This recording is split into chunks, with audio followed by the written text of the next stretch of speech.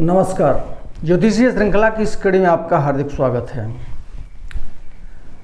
स्त्री जातक की कुंडली में उसके सप्तम भाव, कुंडली के सप्तम भाव के विश्लेषण संबंधित कुछ महत्वपूर्ण ज्योतिषीय सूत्रों का भी हम अध्ययन कर रहे हैं।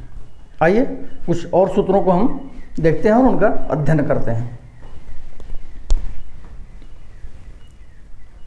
यदि सप्तम भाव में वृष या तुला राशि हो अथवा सप्तम भाव शुक्र के नवमांश में हो तो वैसी स्त्री का पति सौभाग्यशाली, अत्यंत सुंदर, रमणीय व्यक्तित्व वाला और पत्नी को चाहने वाला होता है।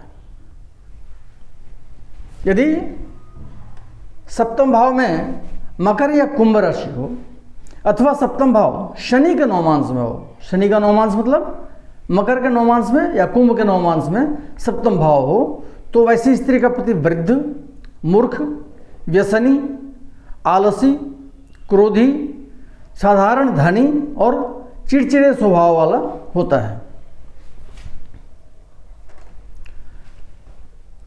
यदि सप्तम भाव में स्थित शनि पापग्रहों से दृष्ट हो, अर्थात सप्तम भाव में शनि बैठा हो और उसको पापग्रह देखते हो तो वैसी स्त्री कुंवारी ही वृद्धावस्था को प्राप्त होती है, अर्थात आजीवन अविवाहित रहती है। यदि सप्तमेश, कुंडली में सप्तम भाव का स्वामी पापयुक्त या पापदृष्ट हो, अर्थात पापग्रह के साथ बैठा हो सप्तमेश, या उस पर पापग्रह की दृष्टि पड़ रही हो तथा सप्तम भाव में भी पापग्रह बैठा हो तो यह योग उस स्त्री की अशुभता के लिए बड़ा बलवान होता है।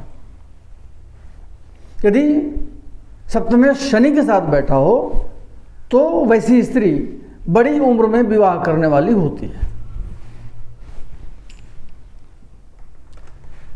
यदि सप्तम स्थान में शुभ ग्रह बैठा हो तो स्त्री अपने वैवाहिक जीवन का पूर्ण आनंद उठाती है तथा वह शुद्ध हो जाती है।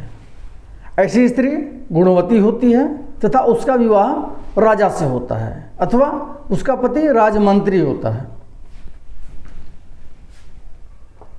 यदि सप्तम स्थान में शुभ और अशुभ दोनों प्रकार के ग्रह बैठे हों तो वैसी स्त्री के लिए अच्छे और बुरे दोनों प्रकार के प्रभाव उस पर पड़ते हैं।